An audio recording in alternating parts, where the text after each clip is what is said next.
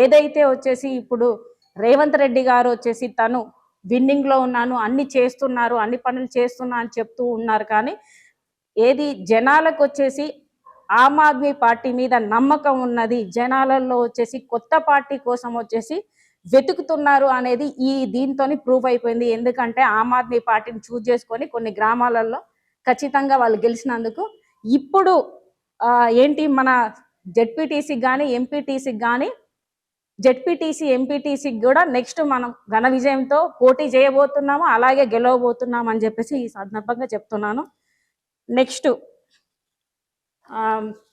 మన ఎలక్షన్స్ ఉండి కూడా ఇంత రూలింగ్ లో ఉండి కూడా వచ్చేసి ఏ పార్టీకి వచ్చేసి తీసుకోకుండా ఇప్పుడు ఆమ్ ఆద్మీ పార్టీని ఘన విజయంతో గ్రామంలో యాక్సెప్ట్ చేస్తున్నారు అనే ఉద్దేశంతో చెప్తున్నాం. అదే విధంగా ఇప్పుడు చూసుకుంటే బీజేపీ రూలింగ్ లో ఉంది, కనీసం ఒక 5% కూడా ఇప్పటిదాకా 5% కూడా వాళ్ళు పోటీలో వచ్చేసి సాధించలేకపోయారు గ్రామ పంచాయతీలలో ఉన్న దాంట్లో. ఇంత రూలింగ్ లో ఉన్న పార్టీ ఎందుకు సాధించలేకపోయారు? బ్యాలెట్ పేపర్ లో వాళ్ళు ఎందుకు వాళ్ళని నిరూపించుకోలేకపోతున్నారు? ఈవీఎం మిషన్స్ ఉండడం వల్ల వచ్చేసి రూలింగ్ లో వస్తున్నారు. ఈ గ్రామ పంచాయతీలలో ఇప్పుడు రావట్లేదు అంటే మనం ఏం జరుగుతుంది అనేది అందరికి తెలుస్తుంది. ఎందుకంటే ఈవీఎం మిషన్స్ తోనే గెలవగలుగుతున్నారు కదా, బ్యాలెట్ పేపర్ లో వాళ్ళు గెలవలేకపోతున్నారు. అదే విధంగా వచ్చేసి గ్రామ పంచాయతీలలో వచ్చేసి ఖచ్చితంగా పార్టీని చేంజ్ చేసుకోవడానికి గ్రామ పంచాయతీలలో ప్రజలు యాక్సెప్ట్ చేయడానికి రెడీగా ఉన్నారు కొత్త పార్టీకి అనేది తెలుస్తుంది దీని ద్వారా. అలాగే మన రేవంత్ రెడ్డి గారు కాంగ్రెస్ ప్రభుత్వం అనేది ఏ విధంగా వాగ్దానాలు చేసి చేయలేదు ఈ 2 సంవత్సరాలలో అనే దాని మీద కూడా మనకి ఇప్పుడు తెలుస్తుంది.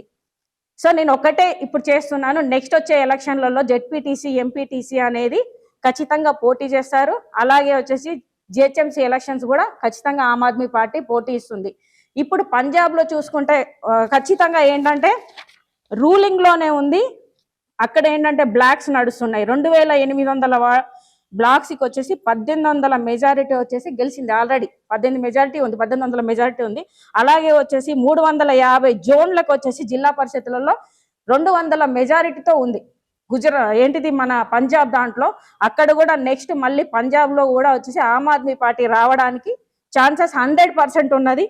ఇదే విధంగా చూసుకుంటే మన కేజ్రీవాల్ గారి నాయకత్వంలో నెక్స్ట్ ఆమ్ ఆద్మీ పార్టీ మొత్తం అన్ని స్టేట్లలో కూడా నెక్స్ట్ రూలింగ్ లో రావడానికి 2028కి ఖచ్చితంగా మేము పోటీ చేయడానికి అన్ని రకాలుగా ఇక్కడ తీసుకురావడానికి కూడా ప్రయత్నం చేస్తున్నాం.